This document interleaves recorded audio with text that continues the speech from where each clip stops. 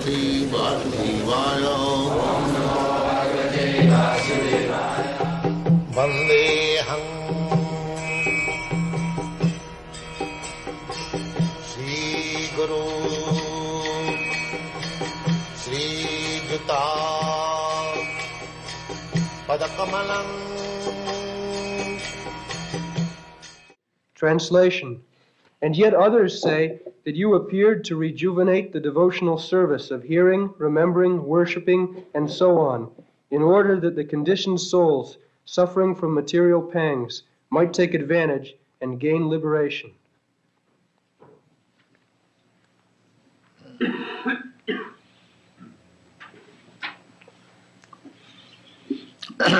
So, asmin bhave. Asmin means this. Creation. Bhave means creation. Bhava. Bhava means you become. You become means you vanish also. As soon as there is question of you become, you vanish also. Anything which is born must die. This is the law of nature. The so-called scientists are trying that they will stop death by their scientific research work. But they do not know that anything born must die. Janma mrityu. This is relative. And anything which is not born, that will not die. The matter is born. Anything material that is born. But spirit is not born. Therefore in the Bhagavad-gita it is said, na jayate na mriyate va kadachit. The soul is never born and therefore never dies. The bhaves mean, bhava means this material world, cosmic manifestation. Bhaves mean klishyamananam. Anyone who is within this material world must work. This is material. Just like in the prison house, it is not possible that he will sit down and he will be honored just like son-in-law. No. In our country, son-in-law is very much worshipped. Worship means flattered, may not divorce the daughter. Therefore, nobody should expect we may speak something humorous about son-in-law in India. Formally, it is still the system that the daughter must get married. That is the responsibility of the father.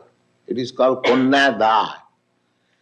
A father may not get his son married. That is not very great responsibility. But if there is a daughter, the father must see that she is married. Formerly it was 10 years, 12 years, 13 years, not more than that. That is the system, that was the Vedic system. Kanya. Kanya means before attaining puberty. Kanya. The Kanyada, she must be given in charity to somebody. So, in the Kulin Brahmana, very respectable community. So, it was very difficult to find out a suitable son-in-law. Therefore, formally, one gentleman may become a businessman simply by marrying. in my boyhood, when I was a student, a school student, so I had one class friend. He took me to his home. So I saw one gentleman who was smoking, and he told me, "Do you know this gentleman?" So I asked, how can I know? Now, he is my aunt's husband, and my aunt is the 64th wife of this gentleman. 64th. So, these Kulin Brahmins, their business was like that: marry somewhere, stay there some days, again go to another wife, again go to another wife, again go to another. Simply going to the wife, that is business. This was a social system we have seen. Now these things are now gone. Nobody will marry the husband who has married 64 times. But it was there. So son-in-law, in that case, is very much honored. There are many stories. We should not waste our time in that way.